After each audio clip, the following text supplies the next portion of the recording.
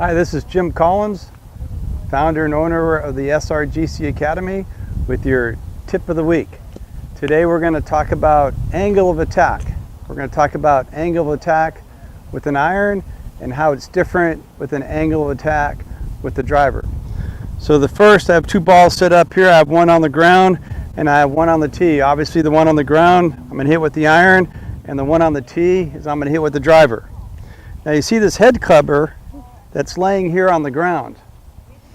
And this is a great little drill where when you're hitting irons, if you put this on the ground about 8 inches behind the ball, and what you'd want to do with your irons is that you'd want to come back to the ball on a nice steep angle, so you would come in here and drive on an angle of attack where you're swinging the irons on more of a V-shaped angle of attack, okay?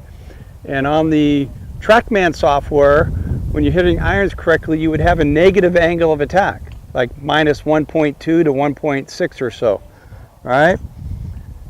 So I'm going to hit an iron shot using my teaching aid on the ground, so I get a nice angle attack and hitting the ball first. Some amateurs, a lot of you amateurs come into the ball and you try and lift the ball, and you'd hit the head cover.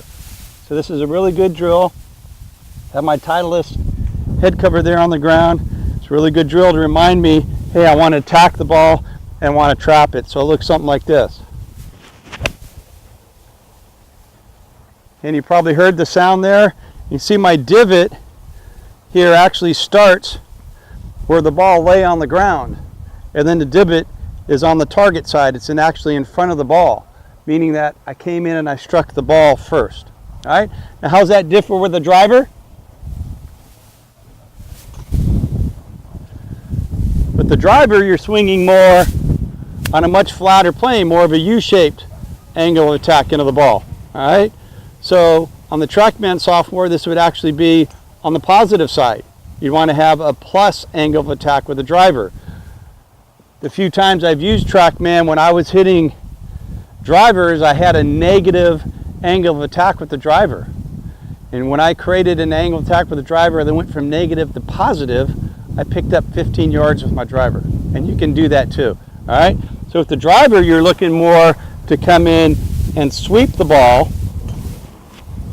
as an angle of attack, not trying to come in and trap the ball. All right? So now with the driver, I got the ball a little bit more forward in my stance. All right, and I'm gonna try and hit the ball, and hopefully the tee will stay there.